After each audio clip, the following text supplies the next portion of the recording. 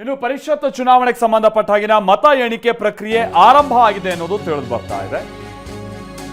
ಕೆಲ ಡೀಟೇಲ್ಸ್ ಗೊತ್ತಾಗ್ತಾ ಇದೆ ಯಾರ್ಯಾರಿಗೆ ಎಷ್ಟೆಷ್ಟು ಮತ ಅಂತ. ಜೆಡಿಎಸ್ ನ ಗೋವಿಂದರಾಜ್ ಅವರಿಗೆ 14 ಮತ, ಇನ್4 ಎಲ್ಲೋಯ್ತು. ಇದೀಗ ಇಂಟ್ರೆಸ್ಟಿಂಗ್ ಆಗಿರೋ ಸಂಗತಿ. ಯಾಕಂದ್ರೆ ಅನ್ಕೊಂಡಂಗಾಗಿದ್ರೆ ಗೋವಿಂದರಾಜ್ ಅವರಿಗೆ 18 ಮತಗಳು ಬರಬೇಕಿತ್ತು. ಜೆಡಿಎಸ್ ನಾವು ಹೇಳ್ತಾ ಇರೋದು. ಇನ್ನು ಬಿಜೆಪಿಯ ಹೆಚ್ಚುವರಿ ಮತ ಹೆಚ್ಚು ಕಡಿಮೆ ಒಂದು 2-3 ಮತ ಅದು ಬೇರೆ ಬರಬೇಕಿತ್ತು 62ರಲ್ಲಿ. ನೋಡ್ರೆ ಗೋವಿಂದರಾಜ್ ಅವರಿಗೆ ಬಂದಿರೋದೇ 14 ಮತ. ಹಂಗಾರೆ ಉಳಿದಂತ 4 ಮಂದಿ ಕ್ರಾಸ್ ವೋಟಿಂಗ್ ಮಾಡಿದಾರಾ? ಪರಿಷತ್ ಚುನಾವಣೆ ಮತ ಎಣಿಕೆ ಪ್ರಕ್ರಿಯೆ ಆರಂಭ ಆಗಿದೆ. ಇನ್ನೊಂದಷ್ಟು ಡೀಟೇಲ್ಸ್ ಗೊತ್ತಾಗ್ತಾ ಇದೆ. ಕಾಂಗ್ರೆಸ್ನ ವಿನಯ್ ಕಾರ್ತಿಕ್ ಅವರಿಗೆ 32 ಮತ ಬಂದಿದೆ ಅನ್ನೋದು ಗೊತ್ತಾಗ್ತಾ ಇದೆ. ಬಿಜೆಪಿ ಕಡೆಯಿಂದ 3 ಕ್ರಾಸ್ ವೋಟ್ ಆಗಿದೆ. ಜೆಡಿಎಸ್ ಕಡೆಯಿಂದನೂ ಕೂಡ 3 ಕ್ರಾಸ್ ವೋಟಿಂಗ್ ಆಗಿದೆ. ಅಲ್ಲಿಗೆ 6 ಆಯ್ತು. ಬಹುಶಃ ಇನ್ನೊಂದು ಮತ ಅಸಿಂಧು ಆಗಿದೆಯಲ್ಲ, ಅದು ಜೆಡಿಎಸ್ ಅಂತ ಕಾಣಿಸುತ್ತೆ. ಸೊ ಅಲ್ಲಿಗೆ 7 ಮತ ಆಯ್ತು. 7ರಲ್ಲಿ ಒಂದು ಬಿಡಿ, ಅದು ಕ್ರಾಸ್ ಅಸಿಂಧು ಮತ, ಅದನ್ನ ಬಿಡೋಣ. ಇನ್ನುಳಿದಂತ 6 ಮತ ಹೆಚ್ಚುವರಿಯಾಗಿ ವಿನಯ್ ಕಾರ್ತಿಕ್ ಅವರ ಪಾಲಾಗಿದೆ. ಇದೇ ನಮ್ಗೆ ಇಲ್ಲಿ ಇದ್ದಂತ ಕುತೂಹಲ.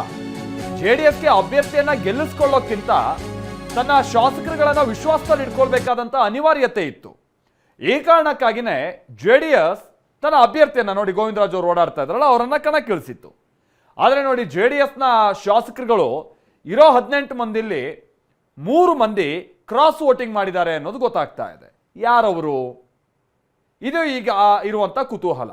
ಆಮೇಲೆ ಇವ್ರು ಬಹುಶಃ ಕಾಲ್ ಕಿತ್ತಿದ್ದಾರೆ ಅಂತ ಕಾಣಿಸುತ್ತೆ ಕಾಂಗ್ರೆಸ್ ಕಡೆಗೆ, ಅಥವಾ ಏನಾದ್ರು ಆಮಿಷಕ್ಕೆ ಒಳಗಾಗಿದ್ರ ಏನ್ ಕತೆ ಗೊತ್ತಿಲ್ಲ, ಅಥವಾ ಏನಾದರೂ ತಮ್ಮ ನಾಯಕತ್ವದ ವಿಚಾರವಾಗಿ ಏನಾದರೂ ಅವರಿಗೆ ಬೇಸರ ಇದ್ದು ಕ್ರಾಸ್ ವೋಟಿಂಗ್ ಮಾಡಿದಾರಾ, ಆಮಿಷಕ್ಕೆ ಒಳಗಾಗಿದ್ದಾರಾ?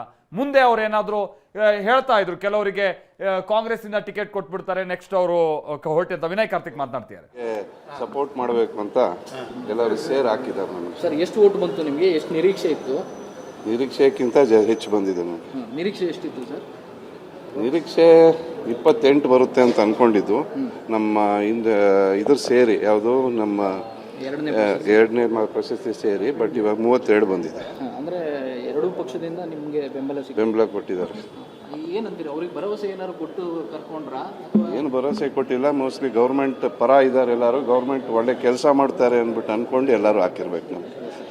Thank you. ಗೆಲುವಾಗಿದೆ. ಮೊದಲನೇ ಪ್ರತಿಕ್ರಿಯೆ ಏನು ಸರ್?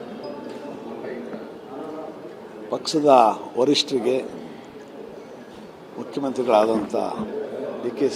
ಶಿವಕುಮಾರ್ ಅವರಿಗೆ, ಜನನಾಯಕರು, ಮಾಜಿ ಮುಖ್ಯಮಂತ್ರಿಗಳು, CWCಯ ಸದಸ್ಯರಾದ ಸಿದ್ದರಾಮಯ್ಯನವರಿಗೆ, ಮತ್ತು ಎಲ್ಲ KPC ಅಧ್ಯಕ್ಷ B.K. ಹರಿಪ್ರಸಾದ್ ಅವರು, ಉಪಮುಖ್ಯಮಂತ್ರಿಯಾದ Mallikarjun Kharge, doctor G. Parameshwar, AC ಅಧ್ಯಕ್ಷರಾದ ಮಲ್ಲಿಕಾರ್ಜುನ ಖರ್ಗೆ ಅವರು, ರಾಹುಲ್ ಗಾಂಧಿಯವರು, ಸೋನಿಯಾ ಗಾಂಧಿಯವರು, ಮತ್ತು ನಮಗೆ ಮತ ನೀಡಿದ ಎಲ್ಲ ನಮ್ಮ ಕಾಂಗ್ರೆಸ್ ಪಕ್ಷದ ಎಲ್ಲ ಶಾಸಕರು ನಮಗೇನು ನಿಗದಿ ಮಾಡಿದ 30 ಮತಗಳನ್ನ ನೀಡೋದ್ರ ಮೂಲಕ ಪಕ್ಷದ ಆದೇಶವನ್ನು ಪುರಸ್ಕರಿಸಿದ್ದಾರೆ.